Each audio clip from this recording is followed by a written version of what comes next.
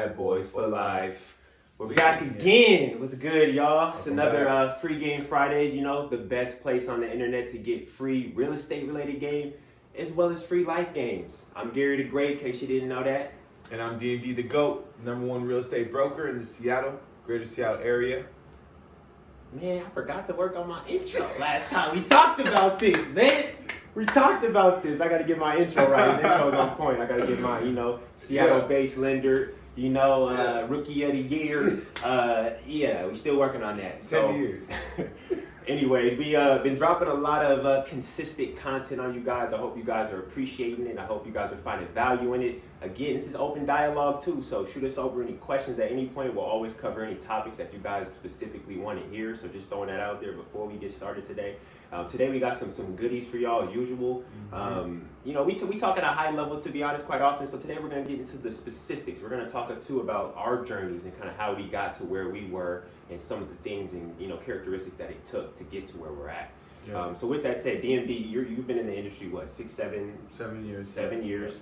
Yeah. Closed over 200 deals. 200, yeah. So a very successful real estate career and, no end in sight. I'm sure this is probably going to be something that's a part of your life for the foreseeable future. You may shift and pivot and, run some different offenses, but ultimately real estate is always going to be there in one way, capacity or another. And I'm going for the Guinness Book of World Records. Most deals closed. Do you know what that currently is? Do you know that number? Dude, man, it's DMD. It ain't a number, it's some letters.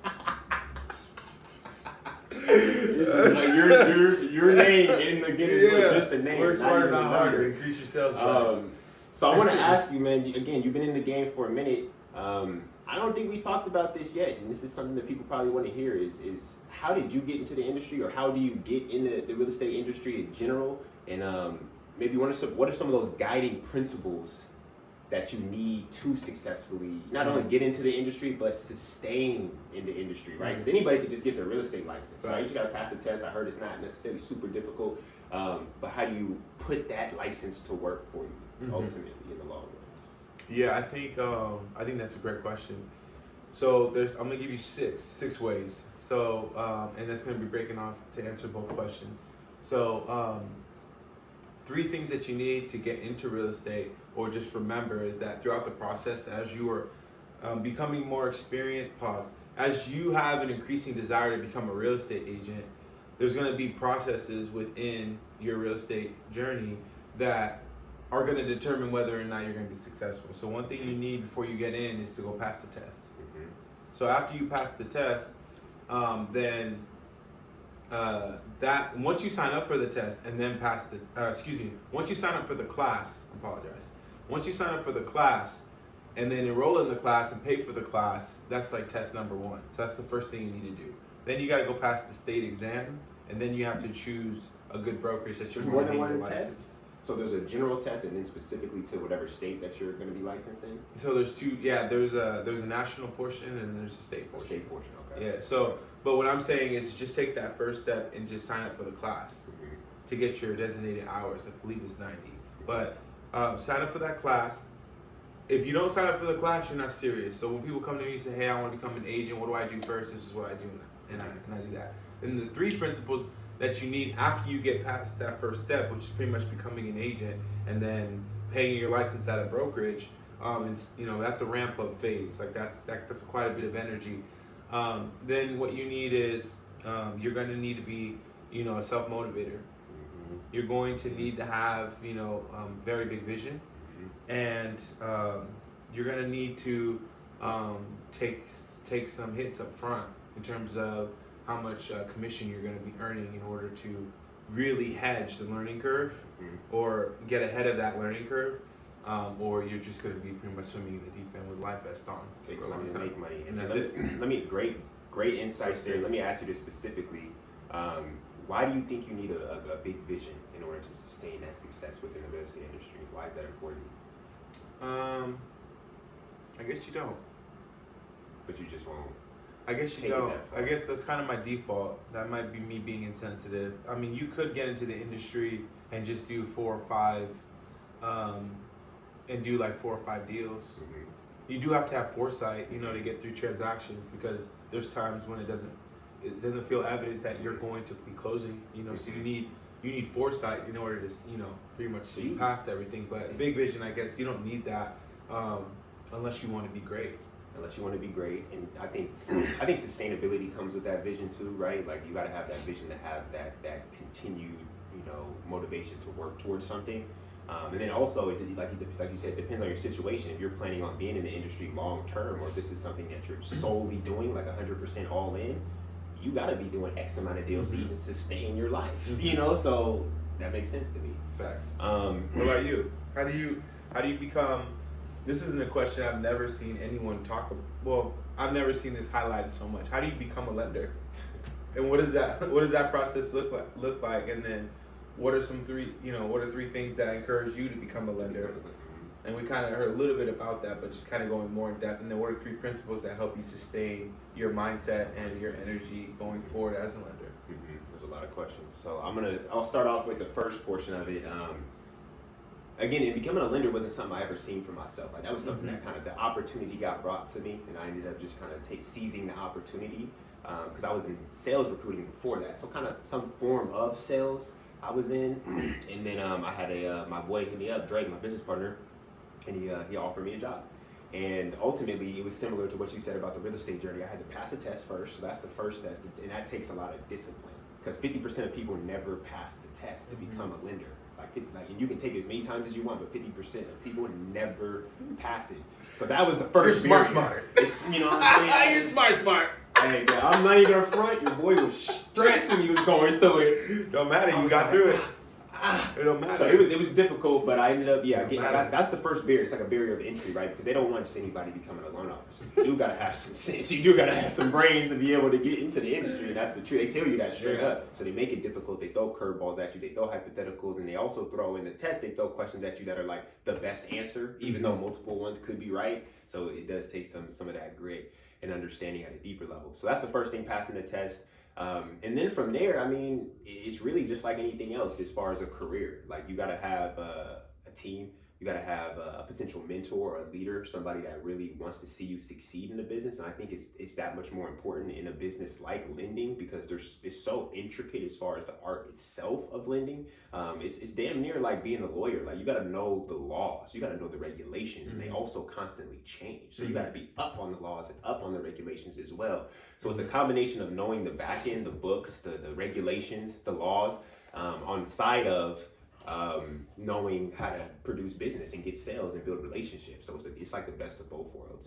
As far as some key principles or guiding principles to be successful in the business, just like you said, I think it comes down to that self-reliance, having that self-motivation, because nobody's going to be there for you every day, like, are you doing your job? How are you doing? Let me check your numbers. You're really not going to get micromanaged like that. So if you don't make money, you'll be broke. Yeah, that's the beauty of the business, is that you can kind of run your own thing, but then the other side of it is nobody's going to be there motivating you. It's really up to you to figure that portion out. Resilience, because there's going to be things that happen, right? There's going to be some early on, we call it mortgage scars. There's going to be some things that happen that are traumatic early on, but you got to get through it. You got to get through it. So you'll have some mortgage scars. So definitely the self-motivation, the resilience, and then just like creativeness in how you approach things. You got to have a very open mind to be successful in this business and in this industry. You got to be able to try a bunch of different avenues. You can't just be told no and just be like, okay. It's like, no, why? Okay, let's dig into this. Okay, can we try this? Can we navigate? Just being creative in how you approach situations is going to create that success in the industry, because otherwise you'll spin your wheels out relatively quick. Yeah. So transitioning into our next segment, you guys heard a little bit about how we got into the industry, each of us, and what it takes to sustain. Now, next is, can you think of one specific thing that elevated your business exponentially? Like one thing that you applied, whether it's just some specific principles, or you read something, or just anything in your life where you're like, this particular moment like elevated my business. Right. Yeah. I would say I got a really good story for that too, because I would say, to answer that question directly, is my desire to be an entrepreneur. So when I graduated from college, I went and was working in finance in the corporate sector, and I remember when I bought my first Benz. So for everybody out there, I believe, this, no point intended, but I think Mercedes-Benz is, premium Superior. automobile manufacturer. So I bought my first Benz, and I had an area manager walk in, and he walks into the lobby, like that, right? Yeah, And like that. he goes, "Oh, whose Mercedes is that outside?" And then everybody kind of pointed to me, and I was like, so I claimed it. And and then he goes, "Oh, right." So I claimed it. And he goes, "Oh, well, usually people don't buy cars like that until they're successful in the industry." And I was just coming in, and I felt like I was making pretty good waves with my energy. And I'm only as good as the people who are training me. And then until I realized that, and then decided to elevate over that. So I started to do that after I realized it. But after that comment, man, I knew I wasn't built for that type of corporate environment.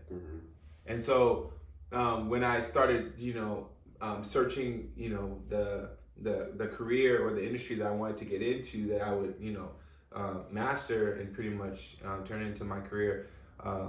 When I found real estate, I was like, all right, this is that thing. And every single day, every single month, every single year, I always, I don't like to say anchor, but I always I retrospect back to that experience when he said that to me.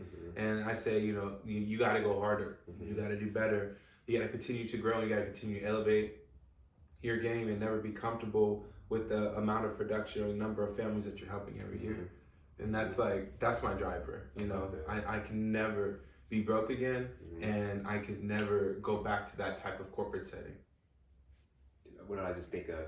DMD, NBA. DMD never broke again. Oh, NBA. Yes, sir. I like that. Never broke again. I like you know that. what I'm saying? No, we never broke Ever. again. I can relate to that. We can. And so it was really a realization for you. It's like something clicked where you realize, hey, this is the route I'm going to go down, and this is the box. I'm not going to fit in this corporate box. Right. And you realize you needed to make some moves to put yourself in position to sustain all the things that you wanted to accomplish in life and continue to go forward.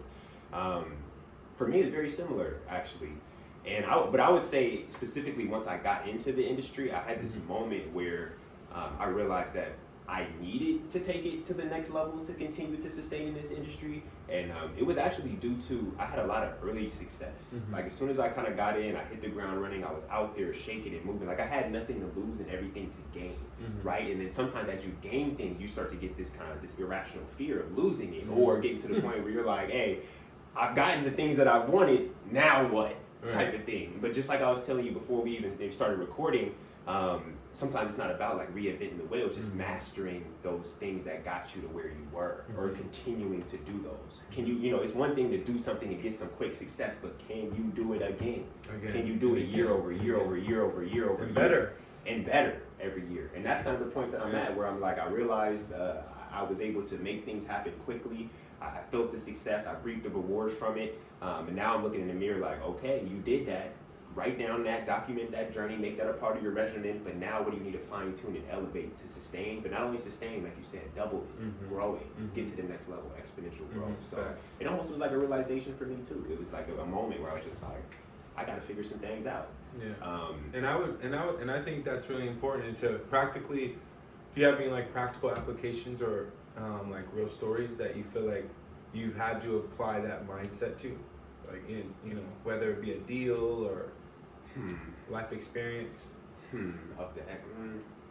There's probably a few that I've definitely gone through that I would say got me to that point of realizing. I can't think any off the top of my head though. Can you think of any right off the bat? Yeah, I had one. Yeah, I did. I had one client, and we listed their asset, their house. It was an investment property, and we started like really high. And I'm not the type of agent, like I said, who will go into a house just to get a listing appointment over price of listing. But we started a little bit higher per seller desire, and we eventually, got the price to market price. But along the way, I had people calling me, saying, "Hey, like this listing's ruining your reputation. It's too high. We've been watching and like blah blah blah. We watch you. You should sell it for this price. We've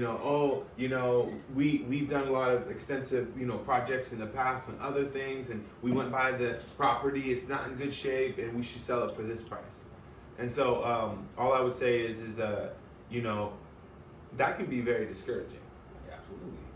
Especially, you know, because everybody has their own sentiment, their own energy about how they feel about how they've been doing it, and all the money that they have, they can project, you know, pretty nasty images out. But I would say, you know, this desire to have that foresight or have a big vision, you know, I definitely think was, you know, the number one principle that I used to transcend that perspective, and ended up selling it for, you know, almost 200% more than, you know, what they were recommending that we sell it for, you know. So it's like, that's big vision, and that's being able to you know, have foresight, you know, in an actual transaction or in a story, you know, that I've recently used. And it was powerful. It is powerful. Because after I clicked that sell button online, because it was a listing of mine, it made me really happy, because now it's like, you guys all got that update, and it's done.